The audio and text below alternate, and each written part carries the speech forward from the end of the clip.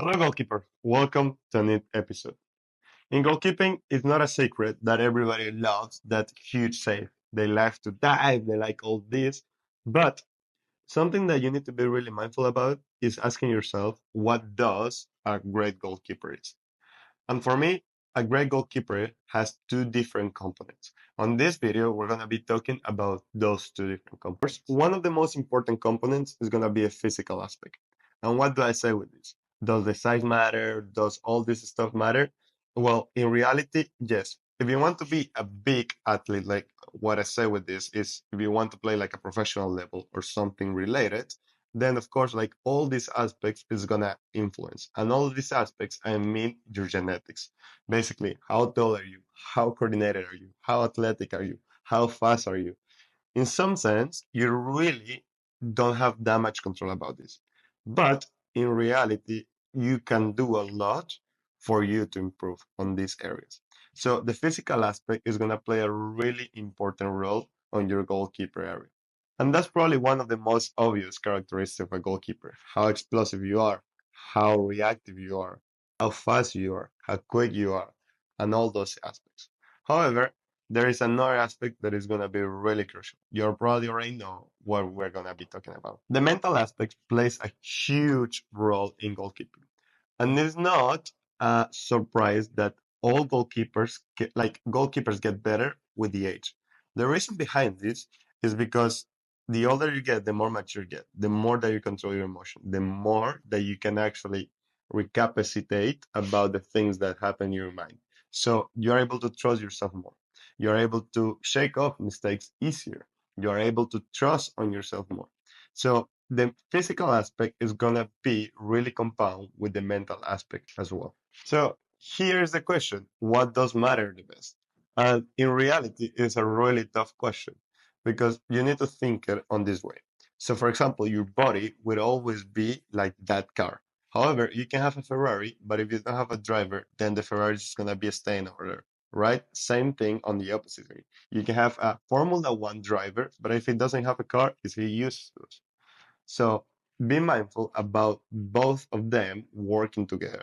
You need the car and then you need the drive. Okay, with that being said, we need to talk about how to train both of them.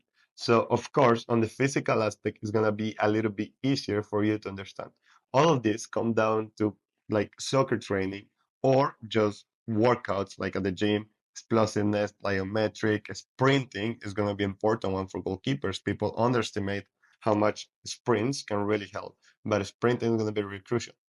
Now, the big question is how to train the mental aspect. I love to talk about this topic because, again, I believe when I went through all my goalkeeper journey and I started getting a little bit older, I started understanding this topic more. And I wish I knew this earlier because my game would have been way different. I will have accomplished way more things. Even though I actually accomplished great things, I'll have accomplished way more. So first of all, is trusting in yourself. How do you build that trust in yourself? Keeping the promises that you do to yourself, making really hard things. So that's gonna be really crucial. Visualization also plays an important role. Allowing yourself to get in that state of mind of, wow, have that picture in my mind and I believe in myself because I have seen it on my mind multiple times. And then another way to actually improve on this is your positive talk. So, well, positive talk and body language, both of them play important role in your mood, in your brain, all of it. You don't realize it, but so many times your brain is constantly sending messages. And if your body language is poor or stuff like that, trust me, the communication that your brain is going to your body means that you are not communicating really well.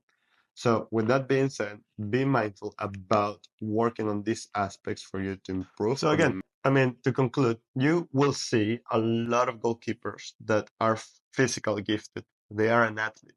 But if they don't have that mental resilience, trust me, they will go downhill. And then you go back to a professional goalkeepers. If you see all of them, they kind of match both of the two aspects. So make sure in the same way that you're working on your physical aspect, make sure you're working on your mental aspect. And in your mental aspect, you can also add working on that understandable of the game. So watching the game and all those things, visualization, breathing, meditation, all of this. I know it sounds silly and it takes a while for you to build that great habit or to see progress on it. But trust me, whenever you start doing it, great things start happening. If you found this video useful and you think a goalkeeper will benefit from this, make sure you share this video, like, and subscribe for more videos.